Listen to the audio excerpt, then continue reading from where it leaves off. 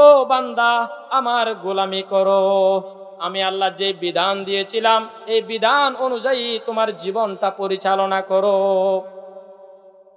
এবার আপনি বলেন, আল্লাহ আপনাকে 13 বছর 15 বছর পর্যন্ত অগ্রিম বেতন দিয়েছেন, হাত দিয়েছেন, পা দিয়েছেন, চক্ষু দিয়েছেন, সুস্থ মস্তিষ্ক দিয়েছেন, কিডনি দিয়েছেন, কত মূল্যবান মূল্যবান সম্পদ দিয়েছেন।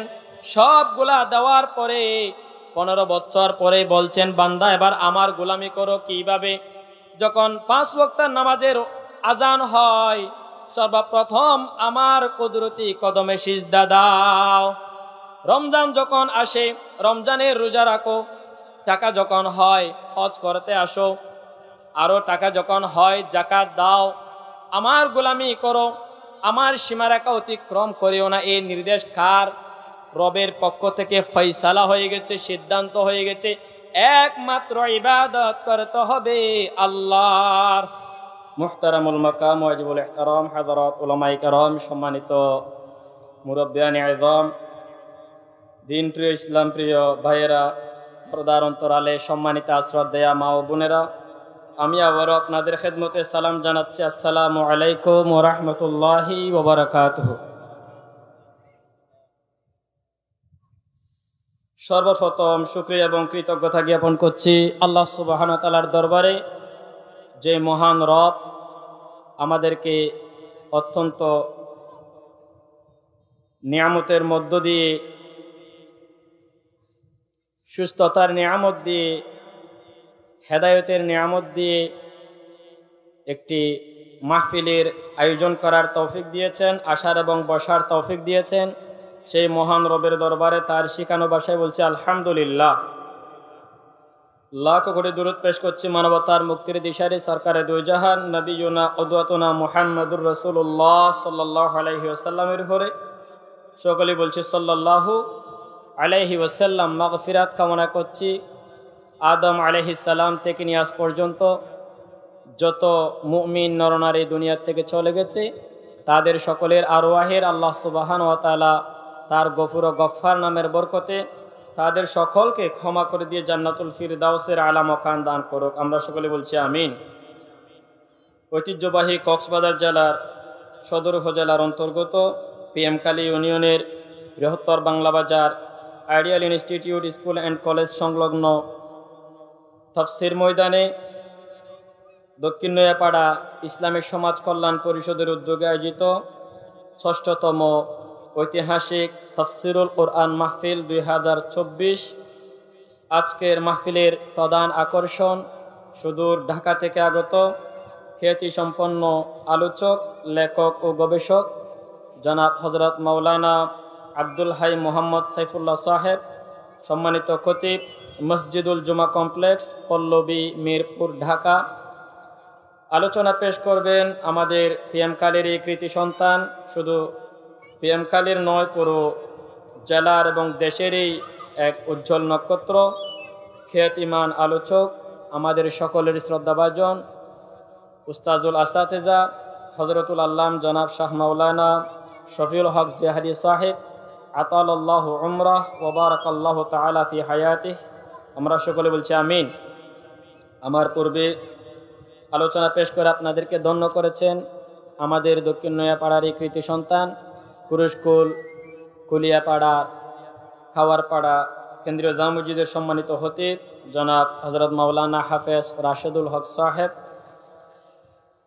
আমাদের সভাপতিত্ব করার কথা আমাদের অত্র এলাকার প্রবীণ মুরব্বী এবং আলেমে দ্বীন, সকলের শ্রদ্ধাভাজন জনাব হযরত মাওলানা ফুরুক আহমদ সাহেব, হাফিজাহুল্লাহ। আল্লাহ হুজুরের সুস্থতা দান করুক পরিপূর্ণ।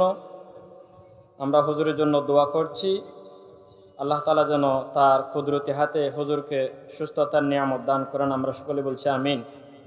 সুপ্রিয় উপস্থিতি, আমি আবারও কৃতজ্ঞতা জ্ঞাপন করছি সেই সকল ভাইদের যাদের অক্লান্ত পরিশ্রমের বিনিময়ে, ত্যাগ, শ্রম, অর্থ এর বিনিময়ে আজকের এই বিশাল আজিমুশান মাহফিল ইন্তজাম করেছি।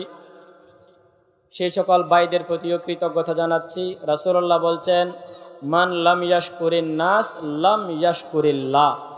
রাসূলুল্লাহ বলছেন যে মানুষের কৃতজ্ঞতা আদায় করে না, সে প্রকৃতপক্ষে আল্লাহরও কৃতজ্ঞতা আদায়কারী নয়। সেজন্য আমরা সেই সকল ভাইদের হেদায়েতের উপরে অটল থাকার জন্য তৌফিক কামনা করছি। এরকম দ্বীনি কাজের মধ্যে আজীবন যেন লেগে থাকে। দ্বীনি যত কাজ আছে, সামাজিক যত ভালো কাজ আছে, মানবিক যত কাজ আছে, এরকম কাজের মধ্যে যেন সে সকল ভাইদেরকে আজীবন কবুল করেন। এই কাজের বরকতে যেন কিয়ামতের কঠিন ময়দান থেকে নাজাত দিয়ে জান্নাতের মালিক বানিয়ে দেয়। আমরা সকলে বলছি আমিন। সুপ্রিয় উপস্থিতি, আমি একটি বরকতন আয়াত তিলাওয়াত করেছি, দুইটি সূরা বনী ইসরাইলের 23 এবং 24 নম্বর আয়াত বরকতন। আমরা মুফাসসিরও নয়, মুহাদ্দিসও নয়, আল্লামাও নয়, মুফতিও নয়, আমরা হচ্ছি দাঈ ইলাল্লাহ। আমরা কি? দাঈ ইলাল্লাহ। আল্লাহ বলছেন ওয়ামান আহসানু কওলাম মিম্মান দাআ ইলাল্লাহি ওয়া আমিলা সালিহান ওয়া ক্বালা ইন্নানি মিনাল মুসলিমিন। সুবহানাল্লাহ। এই যে আল্লাহর দিকে আহ্বান করে যারা, তাদের কথার চাইতে, তার কথার চাইতে আর কার কথা উত্তম হতে পারে? যারা আল্লাহর দিকে আহ্বান করে তাদের কথাই উত্তম। আমরা সেই আল্লাহর দিকে আহ্বান করছি যারা, তাদেরকে বলা হয় দাঈ ইলাল্লাহ। আর শুধু আহ্বান করে বসে থাকে না, আমলে সালেহ করে, সৎকর্ম করে, নেক আমল করে, আর নিজেকে দাবি করে যে আমি একজন সাচ্চা মুসলিম ইমানদার, প্রকৃত দ্বীনের উপরে আমি একনিষ্ঠভাবে দাঁড়িয়ে আছি, এদের কথাই হচ্ছে সর্ব উত্তম। ওই জন্য আমরা নিজেদেরকে খ্যাতিমান মুফাসসিরে কোরআন, খ্যাতি সম্পন্ন মুহাদ্দিস এগুলা প্রচার করি না এবং করবও না। আল্লাহ তাআলা এরকম ঝামেলা থেকে আমাদেরকে হেফাজত করুক। প্রত্যেক আলোচকেরই উচিত নিজেদেরকে দাঈ ইলাল্লাহ হিসেবে পরিচয় দেওয়া। এটাও গৌরবের বিষয়। তার কথার চাইতে আর কার কথা উত্তম হতে পারে? যে মানুষকে আল্লাহর দিকে ডাকে, মানব রচিত কোনো মতবাদের দিকে নয়, আল্লাহর দিকে আহ্বান যারা করতে পারে, তাদের চাইতে উত্তম মানুষ, তাদের চাইতে ভালো কথা বলনেওয়ালা আর কেউ হতে পারে না। সেজন্য আমরা যেহেতু ছোট মানুষ, রাসূলুল্লাহ বলছেন বাল্লিগু আন্নি ওয়ালাউ আয়া, আমার পক্ষ থেকে একটি আয়াত হলেও মানুষদের কাছে পৌঁছিয়ে দাও। সে হাদিসটা আমল করার জন্য যা শিখেছি তা মানুষদেরকে পৌঁছিয়ে দেওয়ার চেষ্টা করতেছি, অতটুকুই। আর আমরা কাউকে বেত নিয়ে পিটিয়ে পিটিয়ে আমল করাবো না। আমাদের দায়িত্ব পৌঁছে দিব সত্য কি, কোনটা জায়েজ কোনটা না জায়েজ সেটা জানিয়ে দেওয়ার দায়িত্ব আমাদের। এটা যারা পালন করবে লাভ তাদের। ওই জন্য আমরা বরকতন দুইটি আয়াত তিলাওয়াত করেছি। ওই আয়াত দ্বয়কে সামনে রেখে কয়েকটি কথা বলার চেষ্টা করব। ওয়ামা তৌফিকি ইল্লা বিল্লাহ। আমি যে আয়াত তিলাওয়াত করেছি, আয়াতটি হচ্ছে পবিত্র কালামুল্লাহ হাকিমের সূরা বনী ইসরাইলের 23 এবং 24 নাম্বার আয়াত। পবিত্র কালামুল্লাহ হাকিমের সূরার সংখ্যা কতটি? আমরা সবাই জানি 114টি। তার মধ্যে অন্যতম একটি সূরা বনী ইসরাইল। এর আয়াত আমি সরল অনুবাদ করছি। ওয়া আদা রাব্বুকা আল্লা তা'বুদু ইল্লা ইয়াহু ওয়া বিল ওয়ালিদাইনি ইহসানা। তোমার রবের পক্ষ থেকে ফয়সালা হয়ে গেছে, বিচার হয়ে গেছে, রায় এসে গেছে, সিদ্ধান্ত হয়ে গেছে। আল্লাহ তা'বুদু ইল্লা ইয়াহু, একমাত্র কেবলমাত্র ইবাদত করব আল্লাহর। আল্লাহ ছাড়া অন্য কারো ইবাদত করা যাবে না। ওয়াবিল ওয়ালিদাইনি ইহসানা, আর পিতামাতার সাথে সৎ ব্যবহার করা, এটা আল্লাহর পক্ষ থেকে সিদ্ধান্ত। এরপরে ইম্মা ইয়াবলুগান্না ইনদাকাল কিবারা আহাদুহুমা আও কিলাহুমা ফালা তাকুল লাহুমা উফফিন ওয়ালা তানহারহুমা ওয়া কুল লাহুমা কাওলান কারীমা। যদি তোমাদের কাছে তাদের কোনো একজন বা উভয়জন, মা বাবার দুইজন হোক অথবা একজন হোক, বৃদ্ধ অবস্থায় থাকে, তাহলে তাদের পর্যন্ত বলো না এবং তাদেরকে ধমকের সুরে জবাব দিও না, বরং তাদের সাথে ফালা তাকুল্লাহুমা উফিউম ওয়ালা তানহারহুমা ওয়াকুল্লাহুমা কওলান কারীমা, বরং তাদের সাথে মর্যাদা সহকারে সম্মানের সহিত কথা বলো। এই কথা কার? আল্লাহ সুবহানাহু ওয়া তাআলা। এরপর আল্লাহ বলছেন ওয়াহফিজ লাহুমা জানাহায যুল্লি মিনার রাহমা, আর দয়া ও কোমলতা সহকারে তাদের সামনে বিনম্র থাকো। এরপরে বলছেন দোয়া করতে থাকো এই বলে যে ওকুল রব্বির হামহুমা কামা রব্বায়ানি সগীরা, হে প্রভু আমাদের রব, তুমি তাদেরকে রহম করো সেইভাবে যেভাবে তারা আমি ছোট্ট থাকতে আমাদেরকে অনুগ্রহ করেছেন। এ হচ্ছে সরল অনুবাদ। আল্লাহ বলছেন ওয়াকদা রব্বুকা, রবের পক্ষ থেকে ফয়সালা হয়ে গেছে, বিচার হয়ে গেছে, সিদ্ধান্ত হয়ে গেছে কি আল্লাহ তা'বুদু ইল্লা ইয়াহু ওয়া বিল ওয়ালিদাইনি ইহসানা, একমাত্র গোলামি করতে হবে কার? আল্লাহ সুবহানাহু ওয়া তাআলা। ইবাদত বন্দেগী করতে হবে আল্লাহর। সিদ্ধান্তটা কার পক্ষ থেকে? রবের পক্ষ থেকে। রবকে, যিনি আপনাকে প্রতিপালন করেন।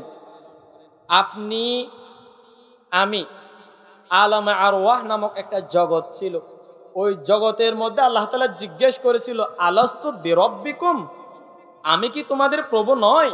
ক্বালু বালা, আমরা সবাই একস্বরে বলেছিলাম অবশ্যই অবশ্যই আপনি আমাদের প্রভু। এই কথা আমরা সেখানে স্বীকৃতি দিয়েছিলাম। আল্লাহ আমাদের প্রভু, আল্লাহ আমাদের প্রভ, আল্লাহ আমাদের রব, তিনি আমাদের রিজিক দাতা, তিনি আমাদের বিধান দাতা, সেটা আমরা সেখানে স্বীকৃতি দিয়ে এসেছি। এই জন্য আমরা প্রত্যেক দিন যে সালাত আদায় করি, ওই সালাতের মধ্যে সূরা ফাতিহার মধ্যে রবের পরিচয় আছে না নাই? আল্লাহ তাআলা বলছেন আলহামদুলিল্লাহি রাব্বিল আলামিন, সকল প্রশংসা ওই রবের জন্য যিনি উভয় জগতের প্রতিপালক। আলহামদুলিল্লাহি রাব্বিল আলামিন, যিনি উভয় জগতের প্রতিপালক, ওই আল্লাহর জন্য সমস্ত প্রশংসা। এই রবের পক্ষ থেকে ফয়সালা হয়ে গেছে, উনি হচ্ছে সবচেয়ে বড়। আল্লাহর চাইতে বড় আর কেউ আছে? যিনি সবচেয়ে বড় তারই ক্ষমতা চলে। আল্লাহ সবচেয়ে বড়, আল্লাহ আপনাকে সৃষ্টি করেছেন, আল্লাহ সিদ্ধান্ত দিয়েছেন, তারই গোলামি করতে হবে। আল্লাহর গোলামি ছাড়া অন্য কারো গোলামি করা যাবে না। আল্লাহ তাআলা মানুষ সৃষ্টি করেছেন কি জন্য, এটাও বলেছেন।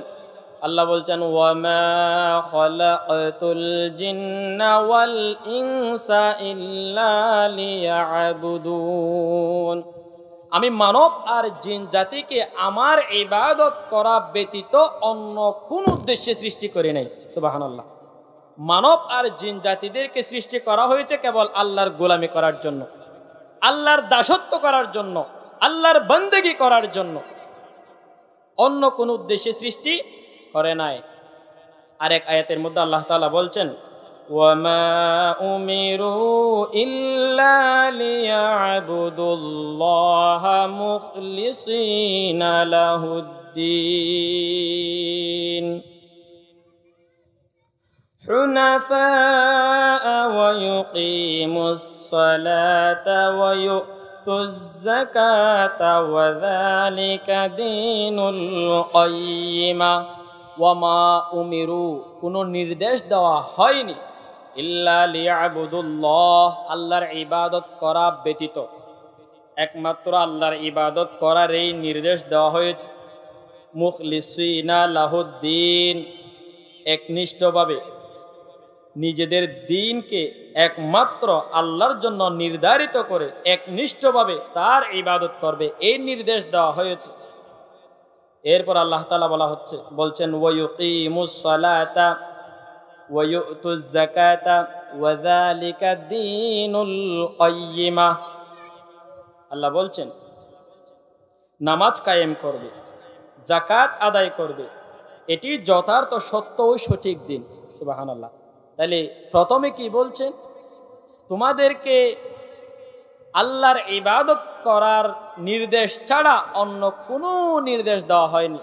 তাইলে আমরা মানুষ হিসেবে পৃথিবীতে মায়ের গর্ভ থেকে বের হওয়ার পর থেকে নিয়ে কবরে যাওয়ার আগ পর্যন্ত যা কিছু করতে হবে সব আল্লাহর গোলামি হতে হবে। তখনই হবে যদি আমরা রাসূলুল্লাহ সাল্লাল্লাহু আলাইহি ওয়াসাল্লামের নির্দেশ অনুযায়ী, নির্দেশিত পন্থা অনুযায়ী কাজগুলা করতে পারি, ফলেই গোলামি হবে। কেউ যদি বলে আমি যে হাজত সারাবো, পসরা পায়খানা করব, দুনিয়াদারি করব, সেগুলাও কি ইবাদত? আল্লাহ বলছেন হ্যাঁ, সেগুলাও ইবাদত যদি আমার রাসূলের তরিকা অনুযায়ী করতে পারো। এই জন্য আল্লাহ তাআলা বলছেন ওয়ামা আতাকুমুর রাসূলু ফাহুযুহু ওয়ামা নাহাকুম আনহু ফান্তাহু। আমার রাসূল যা নিয়ে এসেছেন তা গ্রহণ করো। কোরআন নিয়ে এসেছেন, আল্লাহ রাসূলের আদর্শ সুন্নাহ নিয়ে এসেছেন, তা গ্রহণ করো। যা নিষেধ করেছেন ওই নিষেধাজ্ঞা থেকে সম্পূর্ণরূপে বেঁচে থাকো, বিরত থাকো। আল্লাহর রাসূল সাল্লাল্লাহু আলাইহি সাল্লামের সুন্নাহ আদর্শ তিনি নিয়ে এসেছেন। আল্লাহ সুবহানাহু ওয়া তাআলা প্রেরণ করেছেন আদর্শ, সুন্দর, উত্তম চরিত্র দিয়ে। এই চরিত্রটা আমাদেরকে গ্রহণ করতে বলেছেন। আল্লাহ বলছেন এই চরিত্র যদি তোমরা অর্জন করতে পারো সফল হবে। আল্লাহ রাসূলের চরিত্র কত সুন্দর! আল্লাহ বলছেন আল্লাহ সুবহানাহু ওয়া তাআলা রাসূলুল্লাহ সাল্লাল্লাহু আলাইহি ওয়াসাল্লামের আদর্শের কথা বলছেন ওয়ামা আরসালনাকা ইল্লা রাহমাতাল লিল আলামিন। রাসূলুল্লাহকে পুরো বিশ্ববাসীর জন্য রহমত হিসেবে প্রেরণ করা হয়েছে। লাকাদ কানা লাকুম ফি রাসূলিল্লাহি উসওয়াতুন হাসানা। উত্তম চরিত্র দিয়ে উসওয়া হাসানা রাসূলুল্লাহ সাল্লাল্লাহু আলাইহি ওয়াসাল্লামকে প্রেরণ করেছেন। সেই আদর্শ আমাদেরকে গ্রহণ করতে হবে। আম্মা জান আয়েশা সিদ্দিকা রাদিয়াল্লাহু তাআলা আনহার কাছে সাহাবায়ে কেরামরা গিয়ে জিজ্ঞেস করলেন, ইয়া উম্মি, হে আমার আম্মা জান, রাসূলুল্লাহর আদর্শ কেমন ছিল, রাসূলুল্লাহর চরিত্র কেমন ছিল, আমাদেরকে একটু জানিয়ে দেন। আল্লাহর রাসূলের সাহাবীকে আম্মা জান আয়েশা সিদ্দিকা রাদিয়াল্লাহু তাআলা আনহা বলছেন, তোমরা কি কোরআন পড়ো না নাকি? সাহাবী বলছেন, হ্যাঁ পড়ি তো। আম্মা জান বলছেন, এই পুরো কোরআনটাই হচ্ছে রাসূলুল্লাহর আদর্শ। সুবহানাল্লাহ।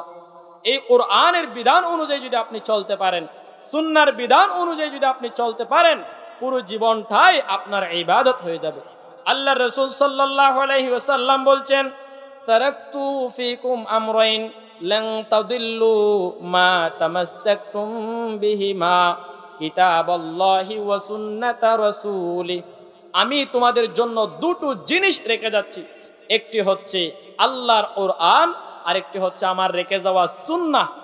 এই দুটো জিনিস যদি তোমরা আঁকড়ে ধরতে পারো, লান তাদিল্লু মা তামাসসাকতুম বিহিমা, এই দুটো জিনিস আঁকড়ে ধরলে তোমরা কখনো পথভ্রষ্ট হবে না। সেজন্য এই দুটো জিনিস কোরআন এবং সুন্নাহ আঁকড়ে ধরার প্রয়োজন আছে না নাই? কোরআন এবং সুন্নাহ আঁকড়ে ধরতে হলে আমাদেরকে কার আদর্শের দিকে যেতে হবে? মানব রচিত মতবাদের দিকে? অমুকের আদর্শ তমুকের আদর্শ, ওইদিকে যাওয়া যাবে নাকি আল্লাহ রাসূলের আদর্শ আমাদেরকে গ্রহণ করতে হবে? আল্লাহ তাআলা বলছেন, কুল ইন কুনতুম তুহিব্বুনাল্লাহা ফাত্তাবিউনি ইউহিব্বুকুমুল্লাহ ওয়া ইয়াগফির লাকুম যুনুবাকুম ওয়াল্লাহু গফুরুর রহিম। কুল, হে রাসূল আপনি বলে দেন, ইন কুনতুম তুহিব্বুনাল্লাহ, যদি কেউ আমি আল্লাহর ভালোবাসা পেতে চাই, আমি আল্লাহকে ভালোবাসতে চাই, ফাত্তাবিউনি ইউহিব্বুকুমুল্লাহ, তারা যেন আপনি নবীকে অনুসরণ করে। যদি আপনি নবীকে অনুসরণ করে, ওয়া ইয়াগফির লাকুম যুনুবাকুম ওয়াল্লাহু গফুরুর রহিম, আমি তাদের সব গুনাহ খাতা ক্ষমা করে দিব। আর আমি হচ্ছি গুনাহ ক্ষমাকারী, অনুগ্রহকারী, মার্জনাকারী। সুবহানাল্লাহ। সেজন্য আল্লাহর রাসূলের আদর্শ আমাকে আপনাকে গ্রহণ করার প্রয়োজন আছে না নাই? আমরা তো মানব রচিত মতবাদের দিকে দৌড়াই, মানুষকে কি করেছে তার দিকে দৌড়াই। বলছে অমুক বেশি ভালো মানুষ, তার দলে আমাকে অবশ্যই যেতে হবে। কি করেছিল? বলছে হালহাড়ি দিল আয় বলি না পারি, আমাদের পাশে দাঁড়িয়ে খাল কেটে দিয়েছিল, সেই জন্য তাকে আমরা বলতে পারছি না। যে মানবিক কাজ করে তার জন্য আল্লাহ তার প্রতিদান দিবে অবশ্যই, আমরা তার জন্য উত্তম যাজা দান করি। আপনি যে একবার আপনার উপকার করেছিল সেই জন্য তাকে এখনো ভুলতে পারছেন না, বলছে হালহাড়ি দিল আর আলগরিত ফাজি, যার অবদানে এই পর্যন্ত আমরা চাষ করতেছি সেজন্য আমরা তাকে বলবো না। আমি আপনাকে বলছি, যেই একবার আপনার ছোট্ট একটা উপকার করার কারণে আপনি তাকে ভুলতে পারছেন না, এবার যে আল্লাহ সুবহানাহু ওয়া তাআলা আপনাকে না চাওয়া সত্ত্বে মায়ের পেট থেকে নিয়ে খাওয়াইয়া খাওয়াইয়া বড় করেছেন, কত কষ্ট করে ছোট্ট কাল থেকে আপনাকে বড় করেছেন, এই আল্লাহর কৃতজ্ঞতা আপনি কখন আদায় করবেন? এই আল্লাহর দিকে যারা আহ্বান করে ওই আহ্বানের ডাকে সাড়া কখন দিবেন? যে ব্যক্তি একবার উপকার করেছিল তার স্মৃতি আপনি ভুলতে পারছেন না, যে আল্লাহ আপনাকে ছোট্ট কাল থেকে এত খুব কেয়ার করে লালন পালন করেছেন, প্রভুত্বের দায়িত্ব হিসেবে, রব হিসেবে দায়িত্ব নিয়ে আপনাকে লালন পালন করেছেন, সেই রবের দেওয়া কৃতজ্ঞতা, নিয়ামতের কৃতজ্ঞতা আপনি কখন আদায় করবেন? সেজন্য আল্লাহ বলছেন, আমি যেহেতু তোমাদেরকে সৃষ্টি করেছি, আমি তোমাদের প্রতিপালক, আমি রবের পক্ষ থেকে সিদ্ধান্ত হয়ে গেছে একমাত্র গোলামি করতে হবে কার? আল্লাহ। আল্লাহর গোলামি করা মানে হচ্ছে আল্লাহর চাকরি করা। আমরা করি, আল্লাহর ইবাদত করি। আমরা কি শুধুমাত্র নামাজ পড়াকে ইবাদত মনে করি? নামাজ ইবাদতের অংশ, রোজা ইবাদতের অংশ, হজ ইবাদতের অংশ। পুরো জীবনটাই রাসূলুল্লাহর আদর্শে অনুসরণ করে জীবন পরিচালনা করাটাই হচ্ছে ইবাদত। আপনি বলবেন নামাজ তাহলে ইবাদত নয় কি? না, নামাজ ইবাদত হয় তখনই যখন রাসূলুল্লাহ যা বলেছেন, যেভাবে বলেছেন সেইভাবে করতে পারলে ইবাদত হবে। মাগরিবের সালাত আমরা কয় রাকাত পড়লাম? 3 রাকাত। যদি আপনি 4 রাকাত পড়েন, 1 রাকাতের মধ্যে সূরা ফাতিহা আছে না নাই? রুকু একটার মধ্যে সুবহানা রাব্বিল আযীম 3 বার আছে না নাই? সিজদা যাওয়ার সময় আল্লাহু আকবার তাকবীর আছে না নাই? সিজদার মধ্যে সুবহানা রাব্বিল আলা পড়বেন নাকি অন্য কিছু পড়বেন? অবশ্যই তাই পড়বেন। 4 রাকাত যদি পড়েন মাগরিবের সালাত হবে? হবে না, কারণ রাসূলুল্লাহর তরিকা মতো হয় নাই। নামাজ যদি ইবাদত হয়, আপনি 3 রাকাতের নামাজ 4 রাকাত পড়লে হবে? হবে না। 3 ওয়াক্ত নামাজ পড়া হারাম। সূর্য যখন উদিত হয়, সূর্য যখন ঠিক মাথার উপরে থাকে, সূর্য যখন অস্ত যায়, ওই 3 মুহূর্তে নামাজ পড়া হারাম। আপনি ঘুম থেকে উঠছেন, দেখলেন যে সূর্য উদিত হচ্ছে, আপনি তাড়াতাড়ি ওযু করে ওই মুহূর্তে নামাজ আদায় করতেছেন, আপনি হারাম কাজ করলেন। সওয়াবের পরিবর্তে আপনার আমলনামায় গুনাহ লেখা হবে। আপনি দুপুরের সময় কাজের ব্যস্ততার কারণে একটু পরে কাজে যেতে হবে, গাড়িতে উঠতে হবে, ঠিক যেই মুহূর্তে সূর্য মাথার উপরে চলে এসেছে, ওই মুহূর্তে আপনি যদি বলেন আমি আল্লাহু আকবার বলে দুপুরের সালাত আদায় করলাম, সওয়াব হবে না গুনাহ হবে? গুনাহ হবে, কারণ ওই মুহূর্তে নামাজ আদায় করা হারাম। সূর্য যখন অস্ত যায় ওই মুহূর্তে যদি কি আপনি আসরের সালাত আদায় করেন, এই দিনের আসরের সালাত আদায় করতে পারবেন। সূর্য যখন অস্ত যায়, মাসালাটা খেয়াল করে জানায় রাখেন, সূর্য যখন অস্ত যায় ওই মুহূর্তে নামাজ পড়া হারাম।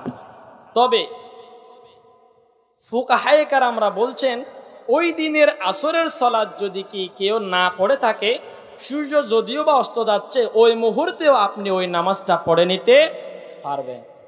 সুবহানাল্লাহ, আল্লাহ সহজ করে দিয়েছেন। তবে এমনিতে অন্য নামাজ পড়তে পারবেন না। সূর্যাস্তের সময় আপনি মাগরিবের নামাজ পড়তে পারবেন, অস্ত শেষ হয়ে গেলে তারপরে নামাজ পড়তে পারবেন। ওই জন্য আপনি ফজরের সময়, সূর্য উদিতর সময়, সূর্য ঠিক মাথার উপরে উঠলে, সূর্য অস্ত যাওয়ার সময় নামাজ পড়লে গুনাহ হবে। রোজা রাখা ইবাদত। ঈদের দিন রোজা রাখাটা হারাম। ঈদের দিন যদি আপনি রোজা রাখেন সওয়াব হবে না গুনাহ হবে? গুনাহ হবে। কারণ কি? ওই দিন আল্লাহর নির্দেশ নাই, ওই দিন রাসূলুল্লাহ রোজা না রাখতে বলেছেন। রোজা রাখা যদি কি ইবাদতেই হতো তাহলে রোজা রাখলে গুনাহ কেন হবে? তাইলে বোঝা যায় রোজা রাখা তখনই ইবাদত যেই দিন আল্লাহ নির্দেশ দিয়েছেন, রাসূলুল্লাহ নির্দেশ দিয়েছেন। রোজা রাখা, সালাত আদায় করা ঠিক তখনই ইবাদতে পরিগণিত হবে যখন আপনি আল্লাহ এবং আল্লাহ রাসূলের দেখানো পন্থা অনুযায়ী আদায় করতে পারলেন। তাইলে আমরা ইবাদত মানে বুঝছি আল্লাহর গোলামি, রাসূলুল্লাহ সাল্লাল্লাহু আলাইহি ওয়াসাল্লামের দেখিয়ে দেওয়া নির্দেশ অনুযায়ী, পথ অনুযায়ী রাসূলুল্লাহ যেই নির্দেশ আমাদেরকে দিয়েছেন, যেভাবে করতে বলেছেন সেইভাবে যদি আমি করতে পারি ফলে হবে কি? ইবাদত। ইবাদত মানে আমরা আল্লাহর চাকরি করাকেই বুঝি। আল্লাহর চাকরি করা। একজন মালিক কোম্পানি বড় একটা, ওই কোম্পানির অধীনে 20-50 জন কাজকর্ম করে। মাস শেষে সবাই স্যালারি নিয়ে চলে যায় 20,000, 30,000, 50,000, যার যে মান সেই মানের স্যালারি নিয়ে চলে যায়। একজন কর্মচারী আসলো, বলছো ও মালিক, আমার টাকা পয়সা খুবই কম, আপনি মাস শেষে আমাকে মাইনে দিলে আমি মাইনে পাই, আমার পরিবারের মুখে আহার উঠে। আপনি যেই মাসে আমাকে স্যালারি দিবেন না সেই মাসে কিন্তু আমার পরিবারের জন্য খাবার আহার উঠবে না। মালিক আমাকে একটু দয়া করুন, আমার পরিবারের মধ্যে একটা ঝামেলা চলতেছে, সন্তান একটা অসুস্থ, চিকিৎসা খরচ লাগবে, আমাকে 1 মাসের টাকা আগে দেন। মালিক একটু অনুগ্রহ পরায়ণ, 1 মাসের টাকা অগ্রিম দিয়ে দিয়েছে। দেওয়ার পরে যেই ব্যক্তিকে, যেই কর্মচারীকে 1 মাসের টাকা দিল অগ্রিম, ওই কর্মচারীকে আর পাওয়া যায় না, পরের দিন কাজে আসে নাই। মালিক একটু রাগান্বিত হয়েছে, যেই কর্মচারীকে আমি 1 মাসের টাকা অগ্রিম দিলাম তাকে খুঁজে পাওয়া যাচ্ছে না। অসুবিধা নাই, অন্যান্য কর্মচারীরা কাজ করতেছে। 1 মাস শেষ হয়ে গেছে, পরের মাসের শুরুতে আবার এসেছে। মালিকের কাছে কান্নাকাটি করে, মালিক আমি ভুল করে ফেলেছি, অন্যায় করে ফেলেছি, আমি 1 মাসের টাকা অগ্রিম নিয়ে গিয়েছিলাম, আমি আসতে পারি নাই, দুঃখিত। আগামীকাল থেকে অবশ্যই আমি নিয়মিত কাজে লেগে যাব। তবে দুঃখের বিষয়, আমার পরিবারের সমস্যা এখনো দূর হয় নাই, আমাকে আরো 1 মাসের টাকা অগ্রিম দিয়ে দিতে হবে, আপনি আমার প্রতি একটু অনুগ্রহ করেন। মালিক আরো 1 মাসের 20,000 টাকা অগ্রিম দিল। পরের দিন থেকে সে আবার উদাও, কোথাও দেখা যাচ্ছে না, পাওয়া যাচ্ছে না। মালিক আবার রাগান্বিত হয়েছে, ওই ব্যক্তি কোথায় গেছে? যে ব্যক্তি 1 মাসের টাকা অগ্রিম নিয়ে গেছে, পাওয়া যাচ্ছে না, এখন 2 মাস হয়েছে, আরো 1 মাস খুঁজে পাওয়া যায় নাই। 3য় মাসের মাথায় আবার উপস্থিত, সে আবার আকুতি মিনতি করছে, ও মালিক আমি 2 মাস অগ্রিম টাকা নিয়ে গিয়েছিলাম, আসতে পারি নাই, দুঃখিত, আমার কিন্তু সমস্যার এখনো সমাধান হয় নাই, আরো টাকা লাগবে আমার, আগামী মাস থেকে রেগুলার আমি আপনার কাজে জয়েন হব, রেগুলার কাজকর্ম করব, আমাকে আর 1 মাসের টাকা দেন। আরো 1 মাসের টাকা নিলেন, মালিকও দিয়ে দিলেন। পরের দিন সে আর আসে নাই। মালিক এবার তার উপর থেকে আস্থা হারিয়ে ফেলেছে, খুব রাগ করেছে। পরের মাসে এসেছে ঈদ, অন্যান্য যত কর্মচারী আছে সব কর্মচারীকে মাইনে সহ বোনাস দিচ্ছে। হঠাৎ করে এই ব্যক্তি এসে উপস্থিত, কিরে মালিক সবাইকে বোনাস দিচ্ছেন, আমার বোনাস কই? ওই ব্যক্তিকে বোনাস দিবে নাকি মাইট দিবে? যে ব্যক্তি 3 মাসের টাকা অগ্রিম নিয়ে চলে গেছে তাকে বোনাস দিবে নাকি মাইট দিবে? মাইট দিবে, তাকে ধরে জেলখানায় দিবে, শাস্তি দিবে। সে শাস্তি পাওয়ার যোগ্য। 3বার সে ধোঁকা দিয়েছে, প্রতারণা করেছে, আল্লাহর ওই মালিকের কাজ করে দেয় নাই, তার শাস্তি পাওয়ার যোগ্য। তবে যারা রেগুলার কাজকর্ম করেছিল তারা কিন্তু প্রতিদান পেয়েছে, এমনকি ঈদের বোনাসও পেয়েছে। আল্লাহ বলছেন, ও বান্দা, আমি তোমাকে সৃষ্টি করলাম মায়ের পেটের ভিতরে, তুমি আমার কাছে চাও নাই, আমি তোমার মায়ের পেটের ভিতরে তোমার রিজিকের ব্যবস্থা করে দিলাম। 10 মাস পর্যন্ত তোমার মায়ের পেটের ভিতরে লালন পালন করলাম। আমি কত অনুগ্রহ করে, কত আদর করে, দয়া করে, মায়া করে তোমার মায়ের পেট থেকে বের করলাম। তোমাকে তোমার মায়ের বুকের দুধ খাওয়াইয়া খাওয়াইয়া বড় করলাম। এমন দুধ দিলাম যে দুধ অতি গরমও নয়, অতি ঠান্ডাও নয়। ঠান্ডা খেলেও তোমার ঠান্ডা লাগবে, অসুখ হবে, গরম হলেও খাইতে পারবে না। আমি এমন দুধ দিয়েছিলাম নাতিশীতোষ্ণ তোমার মায়ের বুকে। এইভাবে আমি তোমাকে কেয়ার করেছিলাম, অনুগ্রহ করেছিলাম। দুধ খাওয়া বন্ধ হয়ে গেছে, এবার দুনিয়ার খাবার খাওয়ালাম। আস্তে আস্তে ধীরে ধীরে বড় হলে একবারও বলি নাই আমার কাজ করো, আমার গোলামি করো। রাসূলুল্লাহ বলছেন, 7 বছর যখন হয়ে যায় ওই সন্তানকে নামাজের নির্দেশ দাও, ইবাদতের প্রতি তাগিদ দাও।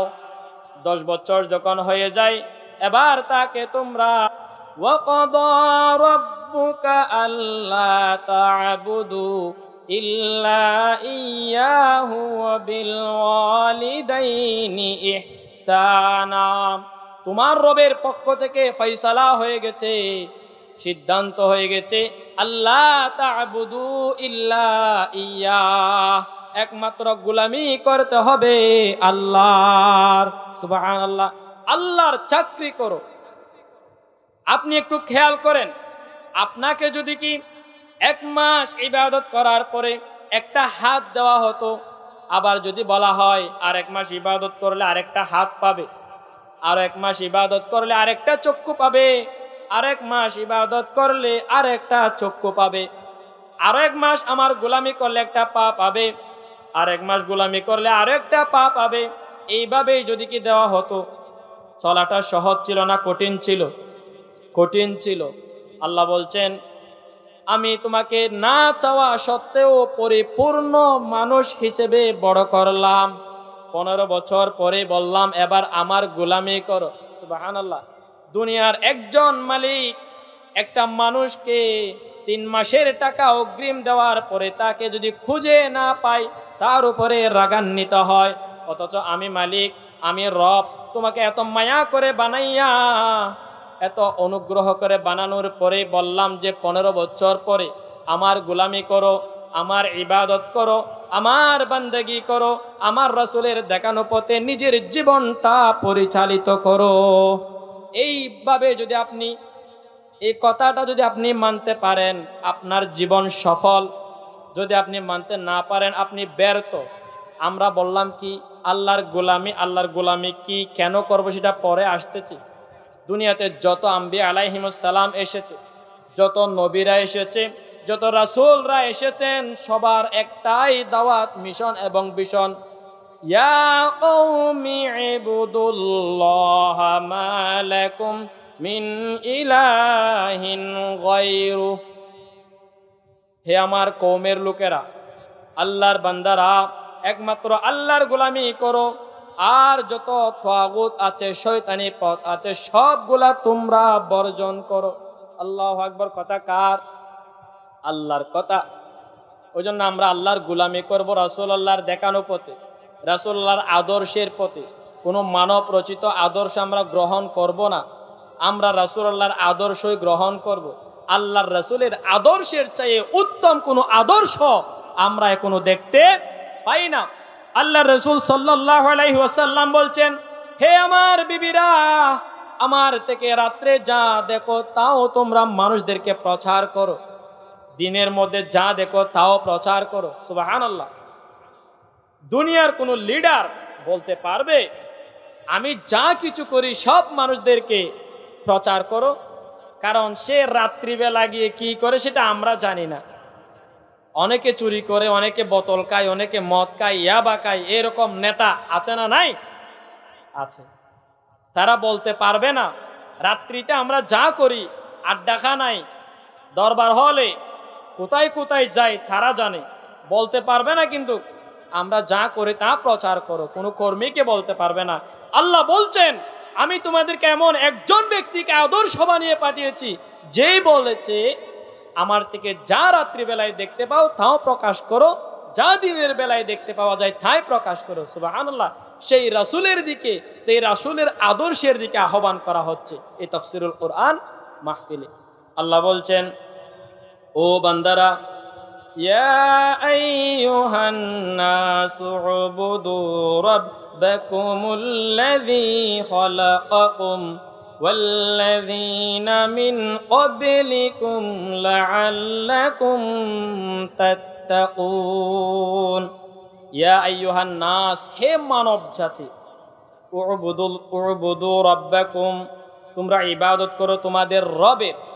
ইয়া আইয়ুহান নাস উবুদু রাব্বাকুম, হে মানব জাতি তোমরা তোমাদের রবের ইবাদত করো, রবের গোলামি করো। কি জন্য তোমরা রবের গোলামি করবো?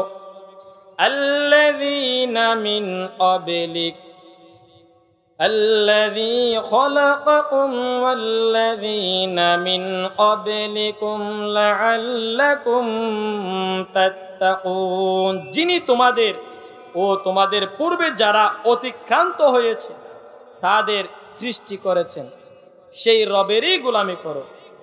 এরপরে বলছেন, এইভাবে তোমরা নিষ্কৃতি লাভের আশা করতে পারো। আল্লাহর গোলামের মধ্যেই কিয়ামতের দিন আল্লাহর পক্ষ থেকে নাজাতের সুসংবাদ পাওয়া যাবে, আর অন্য কারো গোলামি তাবেদারের মধ্যে পাওয়া যাবে না। আল্লাহর গোলামি করবেন কিসের জন্য? আল্লাহ আপনাকে সৃষ্টি করেছেন সেই জন্য। আল্লাহর গোলামি করবেন কিসের জন্য? আল্লাহ আপনাকে প্রতিপালন করেছেন সেই জন্য। আমরা তো মানুষেরই তাবেদারি করি, আল্লাহর গোলামি খুব একটা করতে চাই না। আমরা নামাজের মধ্যে যখন সূরা ফাতিহা পড়ি, এই কানে কি বলি? ইয়্যাকা না'বুদু ওয়া ইয়্যাকা নাস্তাঈন। ওগো রব, আমরা একমাত্র তোমারই গোলামি করি, তোমার কাছেই সাহায্য চাই। সেখানে আমরা আল্লাহর ইবাদতের কথা ঠিকই বলি, যখন আমরা বাহিরে হই আবার মানুষের কাছেই চাওয়া শুরু করি। আল্লাহর প্রতি আস্থা রাখতে হবে। আল্লাহ বলছেন, আল্লাহর গোলামি এই জন্য করবে যে তিনি তোমাদেরকে এবং তোমাদের পূর্বে যারা ছিল তাদের সবাইকে সৃষ্টি করেছেন সেই জন্য। আল্লাহ আপনাকে সৃষ্টি করেছেন সেই জন্য আপনার কাছ থেকে তার বন্দেগীর আশাটা করতে পারেন না? অবশ্যই পারেন। এই সিদ্ধান্ত যিনি আপনাকে সৃষ্টি করেছেন তিনিই দিয়েছেন। আমরা এলাকার মধ্যে একটা ছোট্ট ঝামেলা হলে, গেঞ্জাম হলে, ঝগড়াঝাটি হলে এলাকার সরদার তাকে, মেম্বার তাকে, তাদেরকে বিচার দেই না? দেই। এলাকার বিচার আমার মনোমত না হলে আমরা আবার বিচার দিই চেয়ারম্যানের কাছে। তার বিচারটাও আমার মন মতো হয় নাই, তখন আমরা বিচার দিই থানা আছে, কোর্ট আদালত আছে, সেখানে গিয়ে আমরা বিচার দিই। এখানকার বিচারও আমাদের মন মতো হয় নাই, দেশের সর্বোচ্চ বিচারালয় সুপ্রিম কোর্ট আছে না নাই? ওইখানে গিয়েও আমরা বিচার দিই। সেখান থেকে যেই সিদ্ধান্তটা চলে আসে, যেই রায়টা এসে যায়, ওই রায়টা আপনি আর না মানতে পারবেন না, কারণ আপনি দেশের নাগরিক। দেশের নাগরিক হিসেবে দেশের সর্বোচ্চ বিচারালয়ের রায়, সিদ্ধান্ত আপনাকে অবশ্যই মানতে হবে। যদি আপনি না মানেন আপনি দেশদ্রোহী, তারপরেও দেশদ্রোহী হিসেবে আপনাকে ধরে ফাঁসি দিতে পারবে। কারণ কি? আপনি দেশের আইন মানেন না, সংবিধান মানেন না, এটা অপরাধ। দেশের মধ্যে এখানকার বিচার না মানলে উচ্চ স্তরে যাওয়ার কথা আছে, সেখানকার বিচার না মানলে আরেকটু উপরে যাওয়ার কথা আছে, সুপ্রিম কোর্টের বিচার না মানলে আর উপরে যাওয়ার সুযোগ নাই। এবার আল্লাহ বলছেন, আমি তোমাদেরকে সৃষ্টি করেছি, আমি সবচেয়ে বড়, আল্লাহু আকবার, আল্লাহর চাইতে বড় আর কেউ নাই। আল্লাহ বলছেন, আমি আল্লাহর পক্ষ থেকে, আমি রবের পক্ষ থেকে ফয়সালা দিচ্ছি যে সেটা কি? একমাত্র আমারই গোলামি করতে হবে, কারণ আমি তোমাদেরকে সৃষ্টি করেছি। সুবহানাল্লাহ। এই রবের গোলামি আমরা করব তো ইনশাআল্লাহ? পারবো তো ইনশাআল্লাহ? গোলামি কিভাবে করব? যেই কদমটা আমি এগিয়ে দিচ্ছি ওই কদমটা আল্লাহর নির্দেশের বাহিরে যাচ্ছে কিনা সেই দিকে আমাকে নজর রাখতে হবে। সব সময় আল্লাহকে স্মরণ রাখতে হবে। ফাযকুরুনি আযকুরুকুম ওয়াশকুরুলি ওয়ালা তাকফুরুন। আল্লাহ বলছেন আমাকে যখন তোমরা স্মরণ করো আমি রব তোমাদেরকে স্মরণ করব। আমার কৃতজ্ঞতা আদায় করো, আমার প্রতি কৃতজ্ঞ হও, অকৃতজ্ঞ হইও না। সুবহানাল্লাহি বিহামদিহি। ওই জন্য প্রতিটি কদমে প্রতিটি মুহূর্তে আল্লাহ কি বলেছেন, আমি কাজ করতেছি সেটা হালাল হচ্ছে নাকি হারাম হচ্ছে, জায়েজ হচ্ছে নাকি নাজায়েজ হচ্ছে, সেটা খেয়াল করতে হবে। আল্লাহর স্মরণ আপনাকে সব সময় রাখতে হবে। প্রিয় হাজিরিন, বলতে চাচ্ছিলাম আল্লাহর গোলামি অবশ্যই করতে হবে। আল্লাহর গোলামির ভিতরে আল্লাহ বলছেন আমি কি জন্য তোমাদেরকে ইবাদতের গুরুত্ব দিচ্ছি, ইবাদতের প্রতি আকৃষ্ট করছি, আমি তোমাদেরকে এবং তোমাদের পূর্ববর্তী যারা আছে তাদেরকেই সৃষ্টি করেছি, সেজন্য আল্লাহ এরপরে বলছেন আল্লাযী জাআলা লাকুমুল আরদা ফিরাশান ওয়াস সামাআ বিনাআ ওয়া আনজালা মিনাস সামাই মাআন فأخرج به من الثمرات رزقا لكم فلا تجعلوا لله أندادا وأنتم تعلمون। তিনি তোমাদের জন্য মাটিকে শয্যা হিসেবে, বিছানা হিসেবে নির্মাণ করে দিয়েছেন। সুবহানাল্লাহ। কে? আল্লাহ। যে আল্লাহ আপনাকে মাটিকে বিছানা করে দিয়েছেন, আকাশ এর ছাদ হিসেবে আকাশকে নির্মাণ করে দিয়েছেন, উপর থেকে পানি বর্ষণ করছেন, তার সাহায্যে সব রকমের ফসলাদি উৎপন্ন হচ্ছে, তোমাদের আহার জুগিয়েছেন। কাজেই এই কথা জানার পর তোমরা অন্যদেরকে আল্লাহর প্রতিপক্ষ পরিণত করো না। আল্লাহর গোলামি করবেন কিসের জন্য? আল্লাহ আপনাকে জমিনকে বিছানা হিসেবে কি করেছেন? নির্মাণ করে দিয়েছেন। এই জমিনের মধ্যে আপনি ঘুমান, এই জমিন থেকে আপনি ফসল উৎপন্ন করে কি করেন? আহার করেন। আকাশ থেকে বৃষ্টি বর্ষিত হয়ে জমিনটা সতেজ হয়, আর ওই ফসলগুলো আপনি আমি ভক্ষণ করি। আল্লাহ বলছেন যে রব আপনাকে এই মাটির থেকে ফসল উৎপন্ন করাচ্ছেন, সেই রবেরই গোলামি না করে আর কার গোলামি করবে? একখান হালহাড়ি দিয়ে দেতল্লা বলি মাঞ্চরে ফরানে ফেললি যে আল্লাহ আপনার জন্য এত বিশাল জমিন নির্মাণ করে দিয়েছেন, আকাশ থেকে বৃষ্টি বর্ষণ করার মাধ্যমে ফসল উৎপন্ন করার সুযোগ করে দিয়েছেন, একটু করে রোদ হলে আপনার ফসল কোথাও হারিয়ে যায়, পুড়ে যায়, বৃষ্টি না হলে হাহাকার করেন।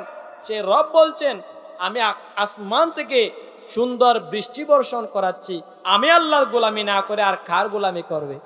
আমি রবেই তো তোমাকে এত কিছু দিচ্ছি, খুব উৎপন্ন সুন্দর ফসলাদি তোমাদের মাটির থেকে উৎপন্ন করাচ্ছি, এ রবের গোলামি না করে আর কার গোলামি করবা? এক বাড়িতে একজন ব্যক্তি সৌদি আরব থেকে এসেছে। আসার পরে তার এক গ্রামের বন্ধু আছে, তাকে ডাকলেন। বন্ধুর বাড়িতে বন্ধু বেড়াইতে গেছে, বিদেশ থেকে এসেছে। বন্ধু জমজমের পানি আনবে, খেজুর আনবে, মিষ্টি মিষ্টি চকলেট আনবে, আতর আনবে, জায়নামাজ আনবে, সুযোগ পেলে জুব্বা টুপি ইত্যাদিও আনে কিনা? আনে। বন্ধুর বাড়িতে বেড়াইতে গেছে, বন্ধুর সঙ্গে কথাবার্তা সব চলতেছে।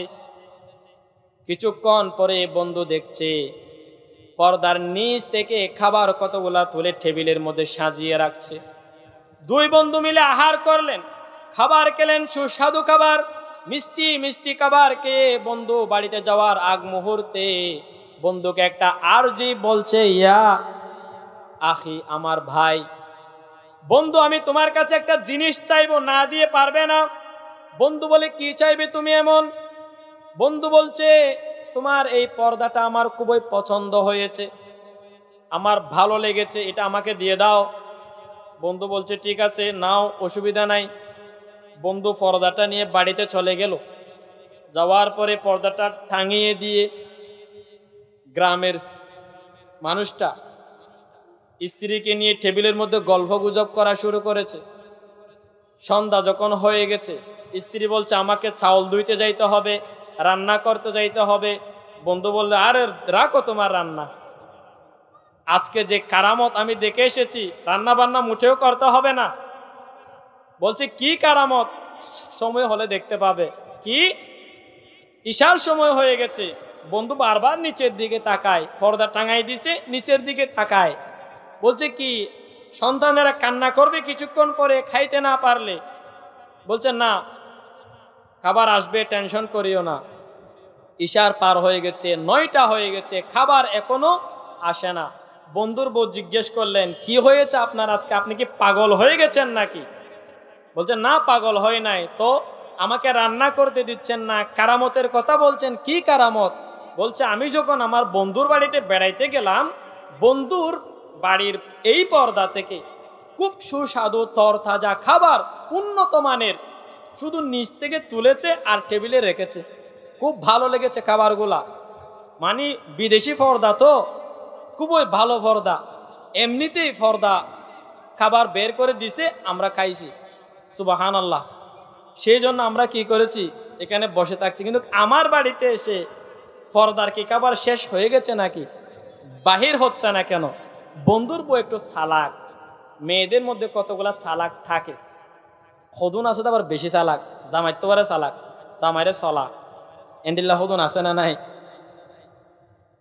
বন্ধুর বউ বলছে আপনি ওই বাড়িতে গিয়ে যে খাবার খেলেন পর্দার থেকে, বলছে পর্দা তুই তো হাই। বলছে বন্ধুর কি স্ত্রীকে দেখছেন? বলছে না দেখি নাই। আওয়াজ শুনছেন? তাও তো শুনি নাই, তবে খাবার খাইছি। কিভাবে?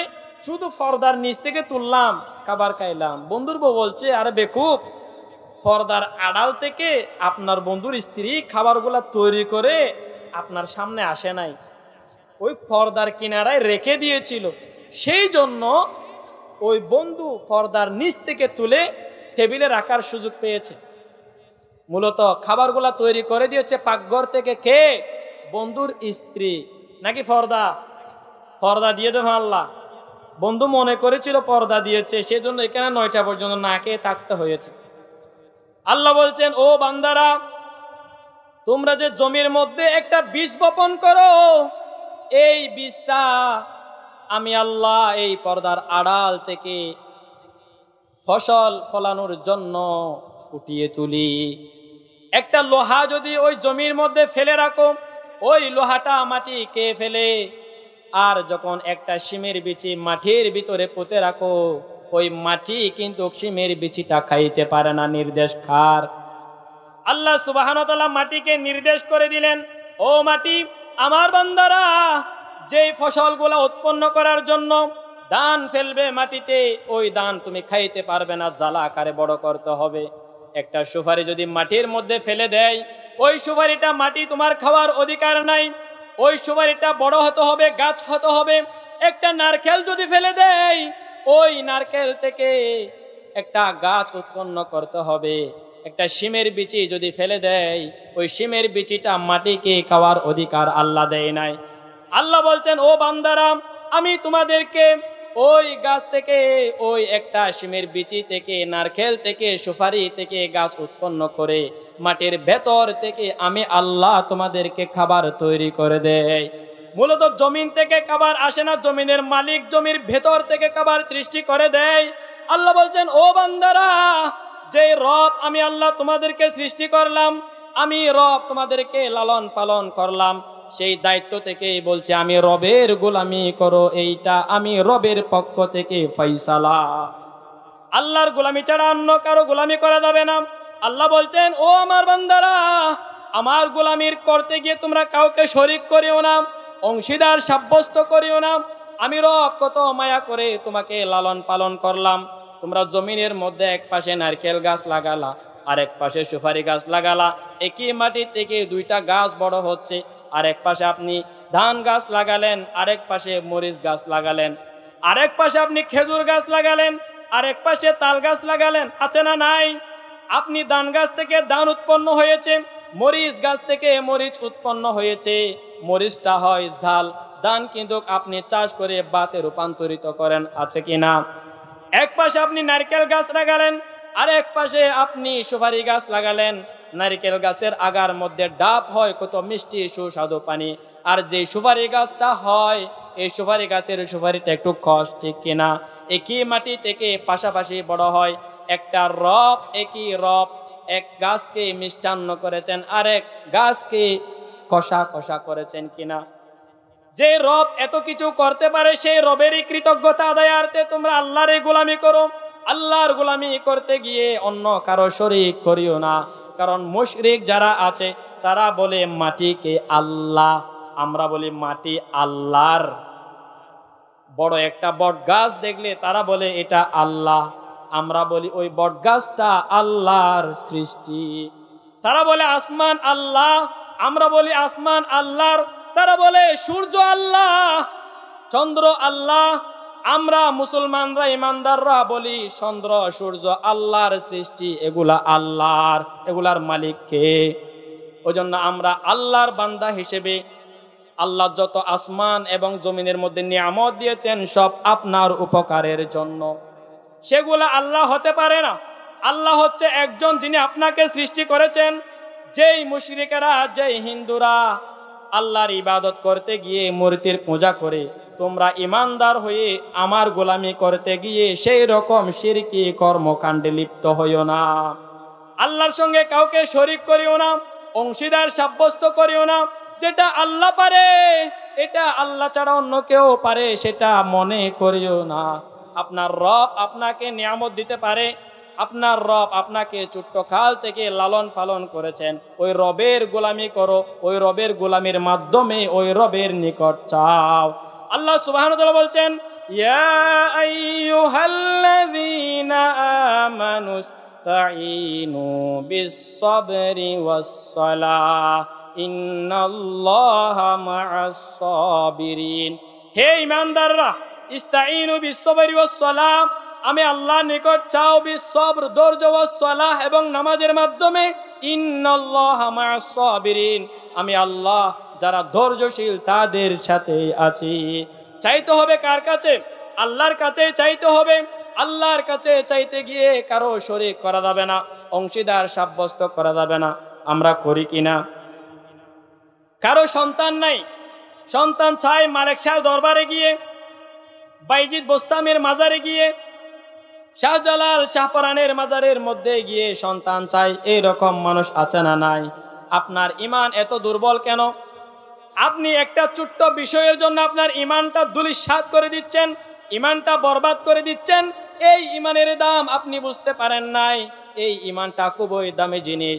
লুকমান আলাইহিস সালাম, আমার রাশেদ ভাই কথা বলেছিল, লুকমান আলাইহিস সালাম নিজের সন্তানকে ওয়াজ করতেছেন, ইয়া বুনাইয়া লা তুশরিক বিল্লাহ, হে আমার কলিজার টুকরা সন্তান, আল্লাহর সঙ্গে অংশীদার সাব্যস্ত করো না। ইন্না শিরকা লাযুলমুন আযীম, নিশ্চয় শিরক বলে যে সেটা বড় জুলুম, বড় অন্ধকার। এই অন্ধকারের দিকে তোমরা যাবে না। আপনি বাবা হিসেবে সন্তানকে এই ওয়াজ কখনো করেছেন কিনা? আপনি বাবা হিসেবে ব্যর্থ। আপনি বাবা হিসেবে আপনার সন্তানকে আগে আল্লাহর পরিচয় দিবেন, আল্লাহ সম্পর্কে আপনার সন্তানকে জানিয়ে দিবেন। আল্লাহর গোলামি করবে। আল্লাহর গোলামি করতে গিয়ে আল্লাহর সঙ্গে শরীক করিও না। মুশরিকরা যে এরকম মূর্তি পূজা করে, তুমি সেই রকম মূর্তি পূজা করিও না। তারা মায়ের পূজা করে, আপনারা বাবার পূজা করেন, আছে না নাই? হিন্দুরা আছে মা কালী, মা অমুক তমুক নিয়ে, আপনি আছেন বাবা বাবা বাবা নিয়ে, বাবা অমুক শাহ, বাবা তমুক শাহ, আছে না নাই? তারা মায়া নিয়ে পড়ে আছে, আপনারা বাবা নিয়ে পড়ে আছেন, সমান তো, পার্থক্য বেশি দূরে নয়। আল্লাহ বলছেন শিরিক করা যাবে না। এই শিরিক খুবই বড় জুলুম, অন্যায়, অপরাধ, অন্ধকার। ইন্না শিরকা লাযুলমুন আযীম, নিশ্চয় শিরিক বলে যে সেটা বড় জুলুম। ওয়াল্লাহু লা ইয়াহদিল কওমাজ জালিমিন, আল্লাহ যারা জালেম, জুলুম করে তাদেরকে হেদায়েত তথা সৎপথ দেখায় না। তাইলে আমি অধিকার বেশি কথা বলছি না। আল্লাহ বলছেন আপনাকে তার গোলামি করতে। কি জন্য? তিনি আপনাকে সৃষ্টি করেছেন, জমিনকে বিছানা করে দিয়েছেন, আসমানকে সুন্দর সুললিত সুসজ্জিত করেছেন, সেখান থেকে আপনাকে বৃষ্টি বর্ষণ করাচ্ছেন। সুন্দর সুন্দর ফসল উৎপন্ন করে আপনাকে খাওয়াচ্ছেন, সেই গুলার দাবি নিয়ে বলছেন আমি আল্লাহর গোলামি করো। গোলামির শুরু হবে কি দিয়ে? আল্লাহ রাসূল সাল্লাল্লাহু আলাইহি ওয়াসাল্লাম বলছেন বুনিয়াল ইসলামু আলা খামসিন শাহাদাতু আল্লা ইলাহা ইল্লাল্লাহ ওয়া আন্না মুহাম্মাদার রাসূলুল্লাহ। ইসলাম 5টি খুঁটির উপরে প্রতিষ্ঠিত। 1 নাম্বার খুঁটি হচ্ছে এই কথার সাক্ষ্য দেওয়া আল্লাহ ছাড়া কোনো ইলাহ নাই, আর মুহাম্মদ সাল্লাল্লাহু আলাইহি ওয়াসাল্লাম আল্লাহর পক্ষ থেকে প্রেরিত রাসূল। এরপর ওয়া ইকামিস সালাহ, নামাজ প্রতিষ্ঠা করতে হবে, ওয়া ইতাইজ যাকাত, সালাত যাকাত আদায় করতে হবে। এরপরে ওয়া সওমি রমাদান, রমজান আসলে রোজা রাখতে হবে। এরপর ওয়াল হজ্জি বাইতিল্লাহ, টাকা হলে, সময় এবং সুযোগ নিয়ে সামর্থ্যবান হলে হজ করতে যেতে হবে। আল্লাহর গোলামের প্রধান বৈশিষ্ট্য সারাটা জীবন আল্লাহর রাসূলের আদর্শ অনুযায়ী চলতে হবে, মানব রচিত আদর্শের নয়। নামাজ পড়তে হবে, রোজা রাখতে হবে, হজ করতে হবে, যাকাত দিতে হবে, পর্দা মেনে চলতে হবে, হালাল হারাম মেনে চলতে হবে। যারা এগুলা মানতে পারবে তারা হচ্ছে মুমিন। মুমিনরাই সফল কাম, ঠিক কিনা? পারবো তো ইনশাআল্লাহ। আল্লাহ সুবহানাহু ওয়া তাআলা বলছেন যারা মুমিন তারাই আল্লাহর ইবাদতকারী।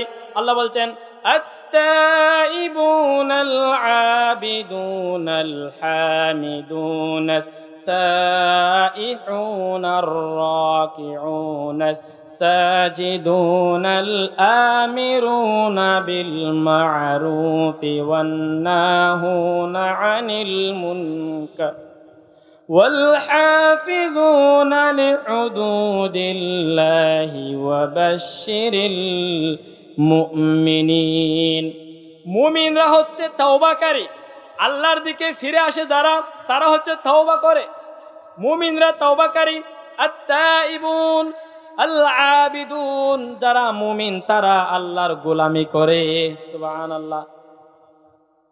التائبون العابدون الحامدون السائحون, তারা আল্লাহর গুণকীর্তনকারী, আল্লাহর প্রশংসাকারী, আল্লাহর জন্য রোজা রাখে তারা। এরপর আল্লাহ বলছেন as-sajidun ar-raki'un as-sajidun, তারা আল্লাহর জন্য রুকু করে, আল্লাহর জন্য সিজদা করে, আল্লাহর গোলামি। এরপর আল্লাহ বলছেন আল-আমিরুনা বিল মা'রুফ ওয়ান্নাহুনা আনিল মুনকার, মুমিনরা ন্যায়ের আদেশ দেয়, অন্যায়ের নিষেধ করে। ওয়াল হাফিজুনা লিহুদুদিল্লাহ, এই মুমিনরা আল্লাহর হুদুদ সীমারেখাগুলা সংরক্ষণ করে। আল্লাহর সীমারেখা কি? আল্লাহ রাসূল সাল্লাল্লাহু আলাইহি ওয়াসাল্লাম বলছেন হালাল হারাম জায়েজ নাজায়েজ বৈধ অবৈধ সবগুলা হচ্ছে আল্লাহর সীমারেখা। আর যারা মুমিন তারা হালাল হারাম বাছ বিচার করে চলে কিনা? চলে। আগেকার মানুষের একটা টাকা পেলে এটা আমার জন্য জায়েজ হবে কি নাজায়েজ হবে, আমার জন্য বৈধ হবে কি অবৈধ হবে সেটা চিন্তা করতো। এখন আমরা টাকাটা পেলে এটা কিভাবে কোন পন্থায় জায়েজ করা যায় সেই পথটাই খুঁজে বের করে। সেই জন্য মানুষ সৎ পথ সহজে খুঁজে পাওয়া যায় না। অনেক বড় বড় নামি দামি মানুষ কত হাজার টাকা মেরে খেয়ে ফেলেছে, ঠিক কিনা? আমরা তো কিছুদিন আগে দেখলাম হাজার কোটি টাকা, আমাদের শুনতে শুনতে এটা 100 টাকার মতন লাগতেছে আমাদের। এ কয় হাজার কোটি টাকা মেরে দিছে 59,000 কোটি টাকা, এ কয় হাজার কোটি টাকা মেরেছে 39,000 কোটি টাকা, অমুক কত হাজার কোটি টাকা মেরেছে 96,000 কোটি টাকা। একজন মানুষের কত টাকা লাগে? ওই যে দরবেশ যে ছিল তার একজন মেয়ে ছাড়া কেউই নাই, শুধুমাত্র কয়েকটা ব্যাংক থেকে প্রায় 96,000 কোটি টাকা সে লুটপাট করেছে। এগুলো স্বভাব, এরা আল্লাহর সীমারেখা লঙ্ঘন করেছে, হালাল হারাম বাছ বিচার করে নাই, জায়েজ নাজায়েজ বাছ বিচার করে নাই। এদেরকে ধরে ধরে জনসম্মুখে হাত কেটে দিতে হবে। এরকম চোরদের ধরে যদি হাত কেটে দিতে পারেন ফলে সমাজে শান্তি ফিরিয়ে আসবে। এখন তো আমরা ইসলামী শাসন চাইলে একদল এসে বলে ও মা ইসলামী শাসন কেন চাইবা, দড়ি দড়ি হাত হাড়ি দিব বাজিল ইসলামী শাসন ইত্যান্ন গজ্য। আর দেশের মধ্যে বেশি অভাবী মানুষ আছে, যে এই কথা বলে মনে করবেন সে বড় অপরাধী। কথা চিন্তা করে ইসলাম শুধু আইলে মন্ত্র আঠাড়ি দিব এই কথা বলতে পারলেন।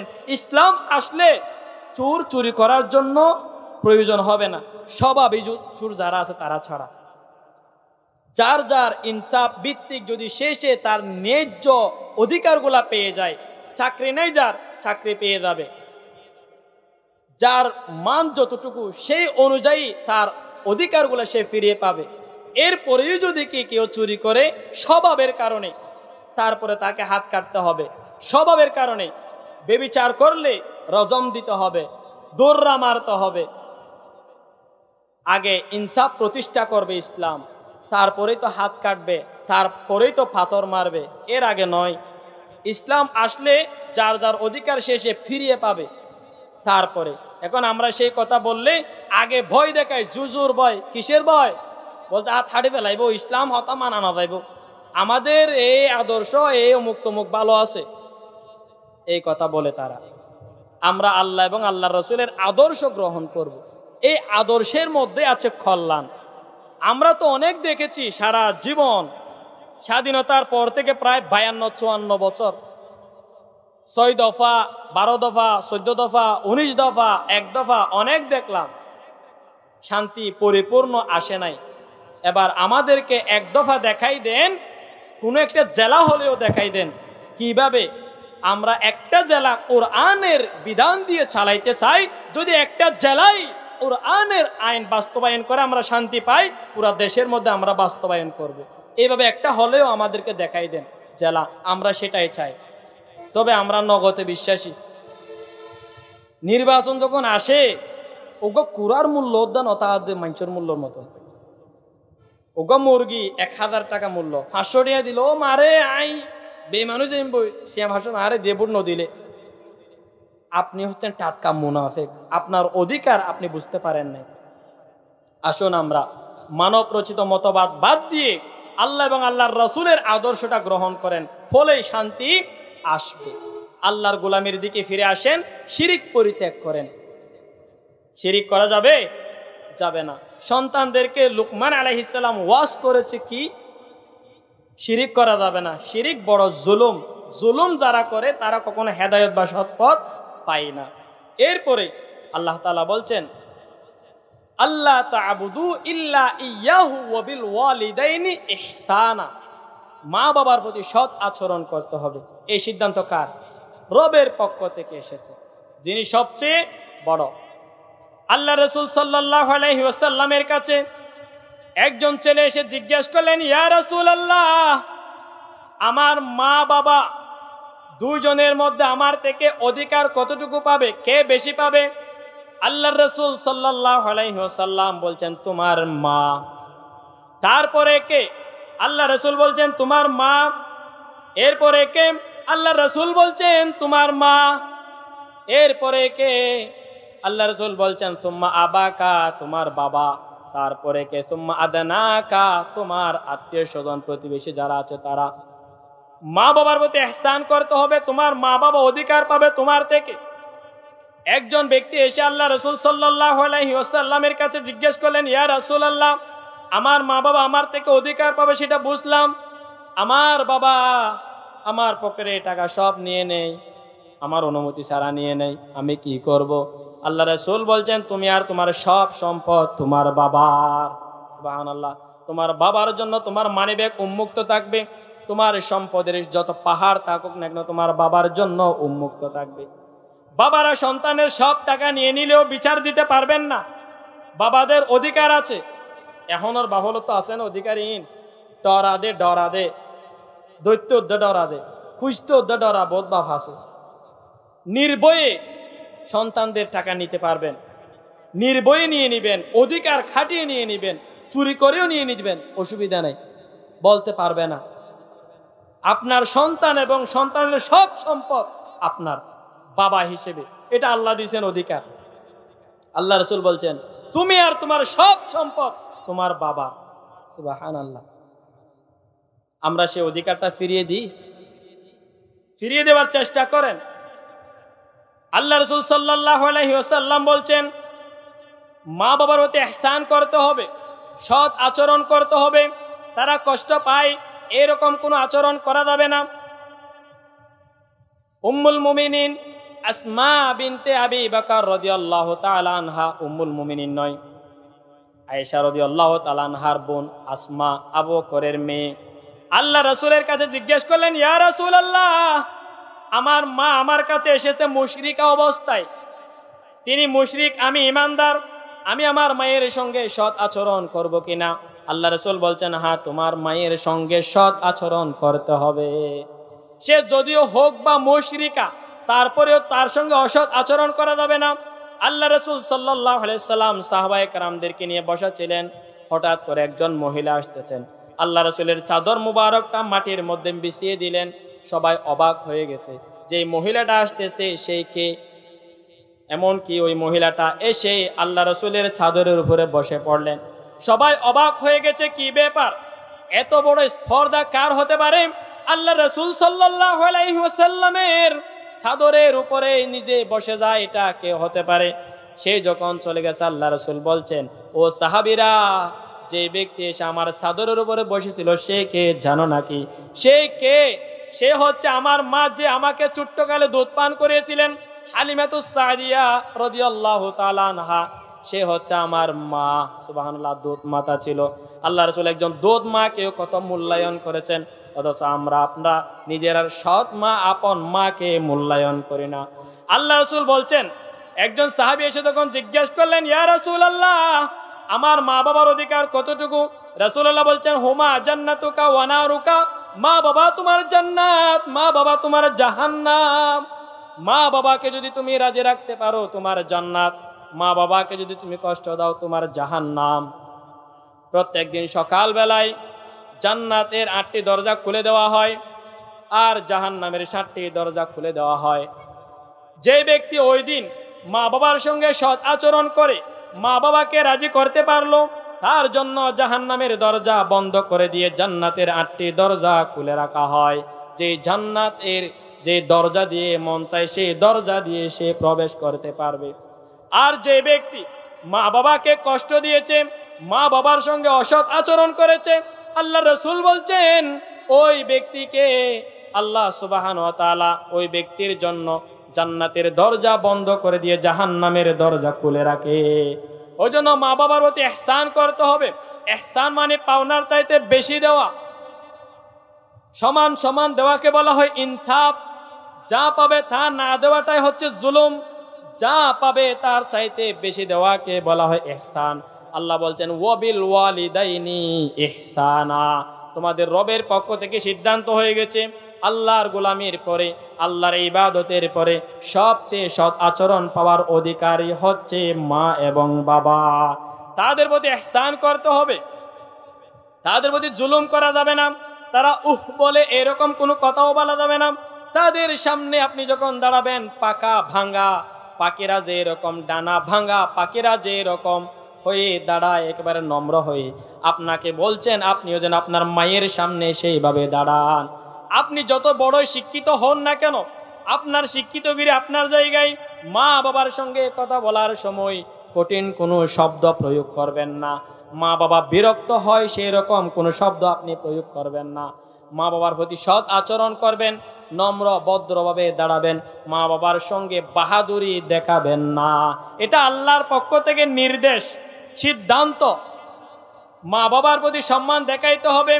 মা বাবা যদি আপনার প্রতি রাজি থাকে আপনার জন্য জান্নাত, মা বাবা যদি আপনার প্রতি নারাজ থাকে আপনার জন্য জাহান্নাম। একটা হাদিস আমি প্রায় সময় বলি, আল্লাহ রাসূল সাল্লাল্লাহু আলাইহি ওয়াসাল্লাম বলছেন, আরাফ নামক একটা স্থান আছে জান্নাত আর জাহান্নামের মাঝখানে। ওই জায়গায় কতগুলা মানুষকে দাঁড় করিয়ে রাখা হবে, জান্নাতেও দেওয়া হবে না, জাহান্নামেও দেওয়া হবে না। সাহাবায়ে কেরামরা জিজ্ঞেস করলেন, ওগো নবী, কি কারণে জান্নাতে দেওয়া হবে না তাদেরকে? আল্লাহ রাসূল সাল্লাল্লাহু আলাইহি ওয়াসাল্লাম বলছেন, তাদের একটা গুণ ছিল আর একটা দোষ ছিল। গুণের কারণে তারা জাহান্নাম হারাম হয়ে গেছে তাদের জন্য, আর যে দোষ ছিল ওই দোষের জন্য তাদের জন্য জান্নাত হারাম হয়ে গেছে। গুণ কি ছিল, তাদের দোষ কি ছিল? আল্লাহ রাসূল সাল্লাল্লাহু আলাইহি ওয়াসাল্লাম বলছেন, তাদের গুণ হচ্ছে তারা ইসলামী আন্দোলন করত, ইসলামী আন্দোলনের কর্মী ছিল, আল্লাহর দ্বীন আল্লাহর জমিনে বাস্তবায়ন করার জন্য সংগ্রাম করত। আল্লাহ তাআলা বলছেন, ইয়া আইয়ুহাল্লাযীনা আমানু হাল আদুল্লুকুম আলা তিজারাতিন তুনজিকুম মিন আযাবিন আলীম। হে ঈমানদাররা, আমি কি তোমাদেরকে এমন একটা ব্যবসার কথা বলবো যে ব্যবসা করলে পরে তোমাদের জন্য জাহান্নামের কঠিন আযাবকে হারাম করে দেওয়া হবে, জাহান্নামের কঠিন আযাব থেকে তোমাদেরকে মুক্ত করে দেওয়া হবে। তুনজিকুম মিন আযাবিন আলীম, জাহান্নামের কঠিনতম শাস্তি থেকে মুক্ত করে দেওয়া হবে। কি কাজ? তুমিনুনা বিল্লাহি ওয়া রাসূলিহি, আল্লাহ এবং আল্লাহর রাসূলের প্রতি ঈমান আনা, আল্লাহ এবং আল্লাহ রাসূলের প্রতি বিশ্বাস স্থাপন করা, আল্লাহ যা বলেছেন রাসূলুল্লাহ যা করতে বলেছেন সেগুলা অনুসরণ করা। ওয়া তুজাহিদুনা ফি সাবিলিল্লাহ, আল্লাহর দ্বীন আল্লাহর জমিনে বাস্তবায়ন করার আন্দোলনের কর্মী হওয়া, জিহাদ করা, ইসলামে আন্দোলন করা। ওয়া তুজাহিদুনা ফি সাবিলিল্লাহ বিআমওয়ালিকুম ওয়া আনফুসিকুম, জান এবং মাল দিয়ে জিহাদ করা। যালিকুম খায়রুল লাকুম ইন কুনতুম তা'লামুন, এটাই হচ্ছে উত্তম যদি তোমরা জানতে এবং বুঝতে। সুবহানাল্লাহ। যে ব্যক্তিকে আরাফ নামক স্থানে দাঁড় করিয়ে রাখা হবে তার ওই গুণটা ছিল সে ইসলামী আন্দোলনের কর্মী ছিল। মানব রচিত মতবাদের দিকে না দৌড়াইয়া আল্লাহ এবং আল্লাহর রাসূলের দিকে যারা আহ্বান করে, ওই আহ্বানের সাড়া দেয়, ইসলামী আন্দোলন এর তারা কর্মী হয়। এখন অনেক নালায়েক আছে যারা বলে জান্নাত দাহার জ আছে না নাই, তারা নিজেরাও গোমরা, মানুষদেরকেও গোমরার দিকে ডাকে। আরে নালায়েকের দল, তোমরা নিজেরা বুঝতেছ না, যারা বুঝতে চায় তাদেরকে যেন ইহানত করো। নিজেরাও ধ্বংস হচ্ছে, আরেকজনকেও ধ্বংস করবে। কিয়ামতের ময়দানে তারা আপনার দিকে তাকাইয়া বলবে, রব্বানা ইন্না আতা'না সাদাতানা ওয়া কুবারানা ফাদাল্লুনাস সাবিলা। ওগো রব, আমরা গুমরাহ হয় নাই, আমাদের গুমরা নেতা যারা ছিল ওই নেতারাই আমাদেরকে গুমরার পথে এনেছে। ওই নেতারা কখনো আমাদেরকে তরবিয়ত করে নাই, ওই নেতারা আমাদেরকে কখনো নামাজ পড়ার তাগিদ দেয় নাই, ওই নেতারা আমাদেরকে কোরআন পড়ার তাগিদ দেয় নাই, মানুষের সঙ্গে সৎ আচরণ করার কখনো নির্দেশ দেয় নাই। ওই নেতাদের পিছনে আমরা চলেছিলাম, ওই নেতাদেরকে দেখাই দিবে কিয়ামতের দিন ওই নেতাদেরকে সঙ্গে নিয়ে ওই ব্যক্তিরাই জাহান্নামে যাবে। এরকম মানব রচিত মতবাদের দিকে আপনারা যায়েন না। ইসলামী আন্দোলনের কর্মী যারাই হবে, আল্লাহ বলছেন তুনজিকুম মিন আযাবিন আলীম, তাদেরকে জাহান্নামের কঠিন আযাব থেকে মুক্তি দেওয়া হবে। যারা ইহানত করে তাদেরকে বলছে ইহানত করিয়েন না, ধ্বংস নিজেরটা টানিয়েন না। আল্লাহ রাসূল বলছেন ওই ব্যক্তিরা ইসলামী আন্দোলনের কর্মী ছিল, যার কারণে আল্লাহ তাআলা জাহান্নাম হারাম করে দিয়েছেন, সেজন্য জাহান্নামে যায় নাই। সাহাবী বলছেন ইয়া রাসূলুল্লাহ, তাহলে তো জান্নাতে যাওয়ার কথা। বলছে সে এমন একটা কাজ করেছে, এমন একটা অন্যায় করেছে, এমন একটা অপরাধ করেছিল, যেই অপরাধের কারণে তার জন্য জাহান্নামের জান্নাতের নাজ নিয়ামতটাও আল্লাহ হারাম করে দিয়েছেন। কি করেছে? সে মা বাবার সঙ্গে অসৎ আচরণ করেছে, মা বাবাকে অবজ্ঞা করেছে, মা বাবাকে কষ্ট দিয়েছে, যার কারণে আল্লাহ সুবহানাহু ওয়া তাআলা তার জন্য জান্নাতের নাজ নিয়ামত হারাম করে দিয়েছেন। তাহলে সে যাবে কোথায়? ভালো কাজ করার কারণে, ইসলামী আন্দোলন করার কারণে জান্নাত, জাহান্নাম হারাম। আর মা বাবার সঙ্গে অসৎ আচরণ করার কারণে তার জন্য জান্নাত হারাম। ওই বান্দাকে আল্লাহ তাআলা আরাফ নামক স্থানের মধ্যে দাঁড় করিয়ে রাখা হবে। আপনি ওই আরাফ নামক স্থানে যেতে চান, নাকি আল্লাহর নাজ নিয়ামত জান্নাতের দিকে ফিরে যেতে চান? নাজ নিয়ামত জান্নাত যেখানে আমাদের গন্তব্য হবে সেই দিকে। এটা আমাদের বাবার বাড়ি, বাবার বাড়িতে যেতে সবাই আগ্রহ প্রকাশ করে। আল্লাহ সুবহানাহু ওয়া তাআলা আদম আলাইহিস সালামকে জান্নাতের মধ্যে সৃষ্টি করেছেন, সেখান থেকে আবার বের করেছেন। আল্লাহ সুবহানাহু ওয়া তাআলার কাছে ফিরে গেছেন, আল্লাহর গোলামি করেছেন। এই গোলামির বরকতে আল্লাহ সুবহানাহু ওয়া তাআলা আবার জান্নাত দিয়ে দিবেন বলছেন। আর বান্দাদেরকেও বলছেন, ও বান্দারা, আদম সন্তানরা, তোমরাও যদি তোমাদের বাবার মতন আমার অনুসরণ করতে পারো, আমার হেদায়েতের অনুসরণ করতে পারো, তোমাদের জন্য তোমাদের বাবার ঠিকানা জান্নাত প্রস্তুত রয়েছে। সেই জান্নাতে যদি যেতে চাও, জাহান্নাম থেকে মুক্তি পেতে চাও, ইসলামী আন্দোলনের কর্মী হও, মানব রচিত মতবাদ বাদ দাও, আল্লাহ এবং আল্লাহর রাসূলের আদর্শের দিকে যারা ডাকে ওই আদর্শের ডাকে সাড়া দাও। আর মা বাবার সঙ্গে অসৎ আচরণ করিও না। ইসলামী আন্দোলনের কর্মী যারা হয় তাদেরকে সেই মোটিভেশনগুলা করা হয়, কিন্তু মানব রচিত মতবাদের মধ্যে আপনি সেগুলো পাবেন না। সেখানে শুধু দর ল হ জ ইকাতর আছে না? নাই? আছে। যখন 5 তারিখ গত হয়ে গেছে, অনেকে বলেছিল বদ্দা ইক্কা ইয়ন কি এই তো ইক্কা অনর নেতৃত্বে চলিব দে আগাগুড়া বা যে যেমন বেশি কষ্ট করে হামাই দে এডে সেদের বেদে করতে না চাইছে। আছে না? নাই? শুধুমাত্র কাউকে সামনে দিয়ে নিজের সুবিধাটা হাসিল করার চেষ্টা করে যারা মানব রচিত মতবাদ চর্চা করে তারাই। আমরা মানব রচিত মতবাদ দেখেছি 54 বছর, আর দেখতে চাই না। এবার আমরা চাই এক দফা এক দাবি, কোরআনের সংবিধান, কোরআন নিয়ে বাংলাদেশ চলুক। সেটা চান কিনা? যদি চান চলে আসুন কোন পথে? আল্লাহ এবং আল্লাহ রাসূলের আদর্শের দিকে। এখনো রাজনীতি করি জানে, কোরআনের কথা বলছি। আল্লাহর গোলামি করতে হবে। আল্লাহর গোলামি করতে গিয়ে শিরিক করা যাবে না। মা বাবার প্রতি ইহসান করতে হবে। মা বাবাকে কষ্ট দেওয়া যাবে না। মা বাবাকে এহানত করা যাবে না। মা বাবা কষ্ট পায় সেই রকম কোনো কাজ, কোনো কর্ম করা যাবে না। মা বাবা যদি আপনার উপর একবার নারাজ হয়ে যায়, রাগান্বিত হয়ে আপনাকে অভিশাপ দেয়, আপনার দুনিয়া এবং আখিরাত উভয় শেষ। রাসূলুল্লাহ বলছেন দুটো শাস্তি আল্লাহ তাআলা দুনিয়াতে দেয়। একটা হচ্ছে জালেমের জুলুমের শাস্তি, আর একটা হচ্ছে মা বাবার প্রতি অবিচারের শাস্তি, মা বাবার অভিশাপের শাস্তি। মা বাবাকে যদি কেউ কষ্ট দেয়, মা বাবা রাগ করে যদি কি বলে, তার কি আছে? দুনিয়াতে আর উঠে বসে খাইতে হবে না, কষ্ট পাবে নির্ঘাত। সে সত্যি যে জুলুম করবে, জালেম মজলুম ব্যক্তি যদি কি বলে, ওই ব্যক্তির নিঃশ্বাস ওই মানুষের উপরে গিয়ে এমন ভাবে পড়বে, সে আর কখনো একদিন না একদিন শাস্তি পাবেই। সেজন্য মা বাবা যারা আছেন তাদের উচিত সন্তানদেরকে অভিশাপ না দেওয়া। সন্তানের উচিত মা বাবার প্রতি যে আল্লাহ নির্দেশগুলা দিয়েছেন, ইহসানের কথা বলেছেন, সে ইহসানগুলা করা। তবে আমরা মা বাবা যারা আছি সন্তানদের দায়িত্ব পালন করি না। সন্তানদের দায়িত্ব আপনাকে আগে পালন করতে হবে। আমিরুল মুমিনিন ওমর ইবনে খাত্তাব রাদিয়াল্লাহু তাআলা আনহুর দরবারে এক বাবা বিচার দিয়েছে, ইয়া আমিরুল মুমিনিন, আমার সন্তানের বিচার নিয়ে এসেছি। আমার সন্তান আমার কথা শুনে না, নিয়মিত খাবার দেয় না, পানীয় দেয় না, পরনের কাপড় দেয় না। বিচার দিলাম। আমিরুল মুমিনিন বলছেন, আগামী কাল যখন সবাই আসবে বিচারালয়ের মধ্যে আসিও। পরের দিন এসেছে, বাবাকে জিজ্ঞেস করলেন কি হয়েছে এবার বলো। খাবার দেয় না, পানীয় দেয় না, পরনের কাপড় দেয় না, দায়িত্ব পালন করে না, এই বিচারটাই দিলাম। সন্তানের কাছে গিয়ে জিজ্ঞেস করলেন, তোমার বাবা যা বলেছেন তা কি সত্য কিনা? সন্তান বলছেন, হ্যাঁ আমিরুল মুমিনিন, একটাও মিথ্যা নয়। তবে আমার একটা প্রশ্ন আছে। আমার দায়িত্ব হয়েছে আমার মা বাবার প্রতি ইহসান করা। আমার বাবার কি কোনো দায়িত্ব আছে কিনা আমার উপরে? আমিরুল মুমিনিন বলছেন, হ্যাঁ, তোমার বাবার উপরেও তোমার দায়িত্ব রয়েছে। 1 নাম্বার, তুমি একটা সতী সাধ্য উত্তম চরিত্রবান মা পাবে। 2 নাম্বার, তোমার একটা সুন্দর অর্থবহ নাম রাখবে।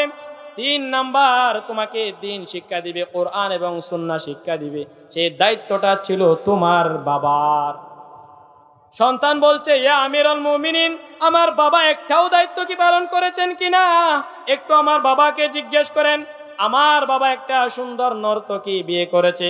ওই নর্তকী মানুষদেরকে ডাক দেখাইয়া, পেট দেখাইয়া নাচানাচি করে। ওই রকম ডাক দেখাইয়া যে নাচানাচি করে, ওই পেট থেকে আল্লাহর ওলি কি কখনো বের হবে নাকি? আমার অর্থবহ নাম রাখে নাই, যেমন মন চাই তেমন নাম রেখেছে, আর আমাকে দিন শিক্ষা দেয় নাই, কোরআন শিক্ষা দেয় নাই। আমি কিভাবে আমার বাবার হক আদায় করব? উমর বলছেন, আমি যে লাঠিটা নিয়েছিলাম হাতের মধ্যে সন্তানকে প্রহার করার জন্য, এই লাঠি নিয়ে আমার মন চাই তোমার মাথায় আঘাত করি। সন্তানের দায়িত্ব পালন না করে সন্তান থেকে দায়িত্ব নিতে আসছো। আগে সন্তান থেকে পেতে হলে সন্তানের যা প্রাপ্য তার প্রাপ্য তাকে ফিরিয়ে দাও। পারবেন তো? বাবারা সন্তানদের দায়িত্ব পৌঁছিয়ে দিবেন, আর সন্তানরা বাবাদের দায়িত্ব পৌঁছে দিবেন। যে সকল বাবারা দায়িত্ব পালন করতে পারে নাই, আজ থেকে সন্তান হিসেবে আপনি নিজ অনুগ্রহে দায়িত্ব পালন করেন। সে যাই হোক না কেন তোমার সেই বাবা। তাদের প্রতি অবিচার করবেন না। আল্লাহ তাআলা আমাদেরকে আল্লাহর গোলামি করতে গিয়ে আল্লাহর সঙ্গে শিরিক না করার তৌফিক দান করুক, মা বাবার প্রতি ইহসান করার তৌফিক দান করুক। আমিন। হাযা মা ইনদি ওয়াল ইলমু ইনদাল্লাহ আলাইহি তাওয়াক্কালতু ওয়া ইলাইহি উনীব ওয়া মা তৌফিক ইল্লা বিল্লাহ। ওয়াসসালামু আলাইকুম ওয়া রাহমাতুল্লাহ।